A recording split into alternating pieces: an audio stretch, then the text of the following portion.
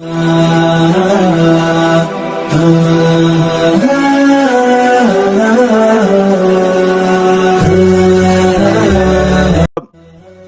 بڑا وائرل ہوا تھا کہ ایک صاحب تھے, نام لینے کی ضرورت نہیں ہے, انہوں نے ایک پوسٹ شیئر کیا, انہوں نے کہا کہ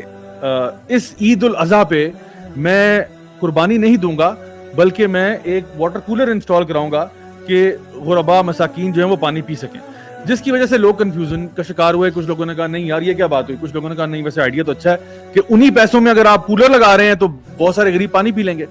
تو ہم اس پہ بات کرنا چاہتے ہیں کہ اکثر یہ ویسے یہ کوئی آئیڈیا نیا نہیں ہے بائی دا وے, یہ ہر سال ہی ہوتا ہے. ایوری سنگل ایئر عید الاضحیٰ کے موقع پہ یہ مسئلہ کھڑا ہوتا ہے کہ بھئی قربانی کے بجائے ہم کوئی اور کام کیوں نہ کر لیں. اپنے شوق سے تو خیر کرتے ہیں لیکن اپنی مرضی سے نہیں کرتے کہ ہم نے ایک بس ابراہیم علیہ السلام کو یاد کرنے کے لیے ہم نے ایک ریچول بنا لیا اور وہ کرنا شروع کر دیا. اللہ سبحانہ تعالیٰ نے قرآن مجید کے اندر بھی اس کا مینشن کیا ہے, سورہ کوثر کے اندر بھی مینشن کیا اللہ سبحانہ تعالیٰ نے کہ نماز کی طرف لوٹو اور قربانی بھی, فصل ربی کا ونہر. اور اس کے علاوہ اللہ سبحانہ تعالیٰ نے جو ہے نا وہ سورہ انعام کے اندر بھی آیت نمبر 162 کے اندر بھی جب اللہ سبحانہ کہ یہ بات کہہ دو, اللہ سبحانہ تعالیٰ کہہ رہے ہیں اپنے بندوں کو کہہ رہے ہیں کہ یہ بات کہہ دو کہ تمہاری جو نماز ہے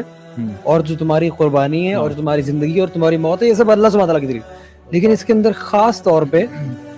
یہاں پہ قربانی کا ذکر بھی یہاں پہ آیا. تو ان چیزوں کے جو مینشن ہے اور اس کے بعد ہمیں احادیث کے اندر بھی اس کے بے پناہ مینشن ملتے ہیں کہ اللہ کے نبی صلی اللہ علیہ وسلم کی ابو ہریرہ رضی اللہ تعالیٰ عنہ سے ایک حدیث ملتی ہے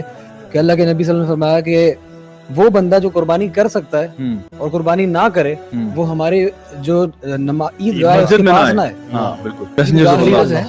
ان کی سنت اللہ تعالیٰ یاد رکھوانا چاہتے تھے اور اسلام کا اس کا کو شاعر بنا دیا, سمبل بنا دیا. یعنی